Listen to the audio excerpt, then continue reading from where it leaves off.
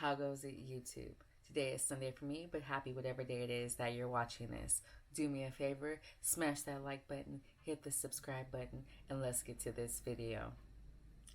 Okay, you guys, in today's video, we're going to look at the top 10 dumbest criminals. Yes, the top 10 dumbest criminals. And this might include a lot of array of dumb criminals, ones that confessed, maybe ones that just do the crime and roll with it. But we'll see. Let's see this video. Let's see what's going on. Let's see what they got for us today.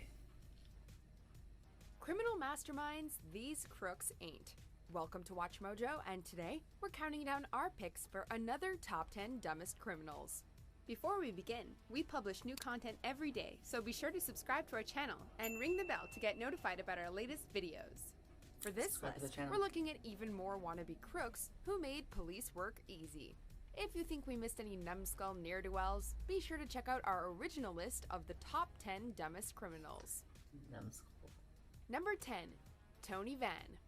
Breaking the law requires a certain audacity, but Tony Van, a 37-year-old San Francisco hairstylist, took this to a new level when he drove a stolen car to his own trial.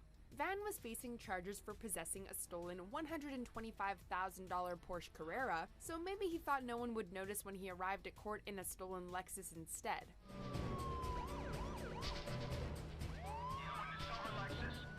Why? When Yorkshire puppies he'd left inside escaped through a window, sheriff's deputies noticed and ran the license plate.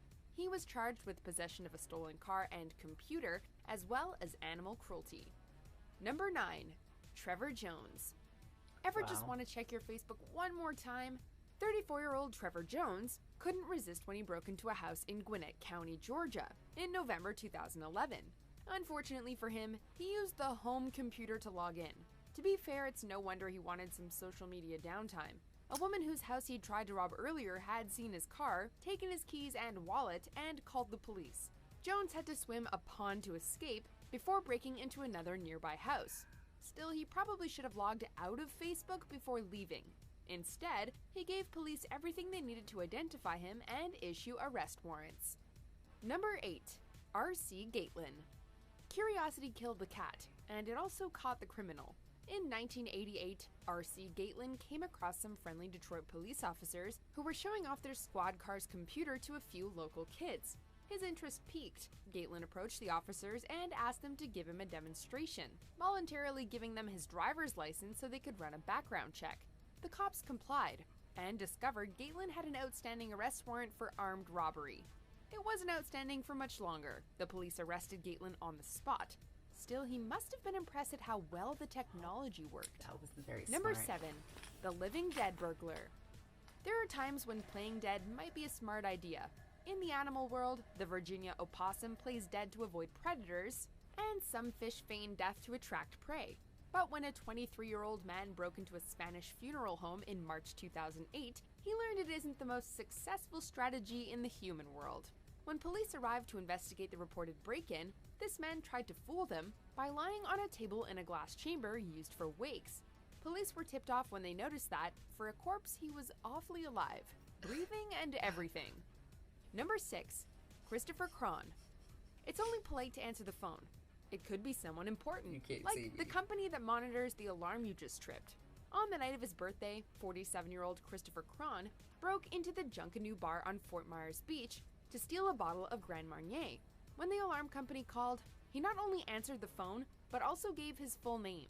Because he hadn't hidden his face either, police were able to identify and arrest him the next day based on video surveillance of the break-in. Number 5. Shaquille McKinney.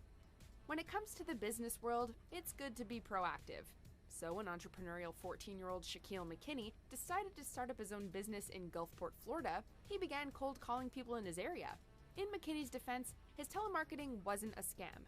He had a real product. The problem was that the product was drugs. Exactly, you could pay off your mortgage. McKinney's future marijuana empire came crumbling down around him after he called police officer Matt Parks, who agreed to meet, then arrested both him and his driver, 22-year-old Michael Araba. Number 4. Christopher Koch. In any criminal endeavor, there's plenty that can go wrong, but step 1 is actually getting inside the building you hope to rob. 28-year-old Christopher Koch should have looked at the opening hours before attempting to rob a Citizens and Northern Bank in Liberty, Pennsylvania. Wearing a ski mask and gloves, he rushed the door, only to find the bank had just closed. To be completely fair, what kind of bank closes at noon? As Koch sheepishly retreated, employees inside wrote down his license plate number, and he was later arrested. And I want you to call the police. I want to go back to jail, please. Number 3. Michael Anthony Fuller. If you're already committing a crime, why not go big? In 2011, a 53-year-old North Carolina man tried to use a $1 million bill to buy a microwave, a vacuum cleaner, and other merchandise at Walmart.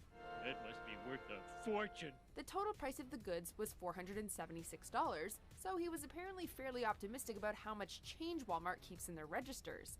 Unfortunately, the cashier didn't have $999,524 on him and knew there's no such thing as a $1 million bill, leading to Fuller's arrest. As it turns out, sometimes when it comes to going big or going home, you should probably just go home. Now give it back. Give what back? Number 2. An Uncanny Resemblance. A fake ID is a teenage rite of passage, but when you show a fake ID, you should make sure you're not handing it to the actual owner. You know, the one whose face is on the ID you're holding in your hand? That's what happened to one 26-year-old woman at Applebee's in 2013, when she showed the waitress Brianna Pretty her own driver's license as proof of age. It had been stolen with a bunch of other possessions a month earlier. Can't we resolve this conflict without anger? Instead of bringing her customer a margarita, Brianna brought the cops, and the thief was caught red-handed.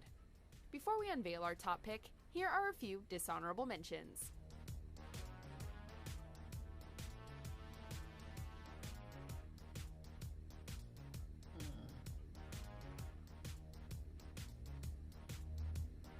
Number 1.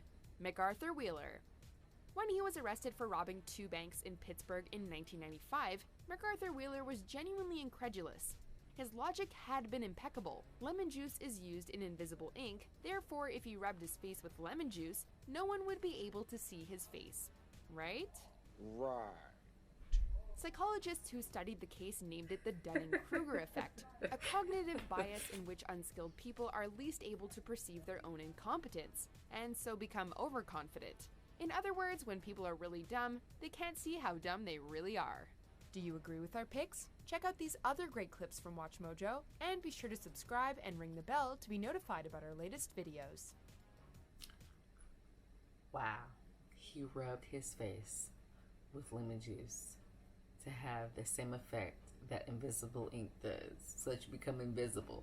Why does that sound like a child to me? Like, you know how you play peekaboo? You put your blanket over you and they think that they disappeared, and you pull it down, you're like, oh my gosh, there you are. And then they put it back up, you're like, oh my gosh, where'd you go?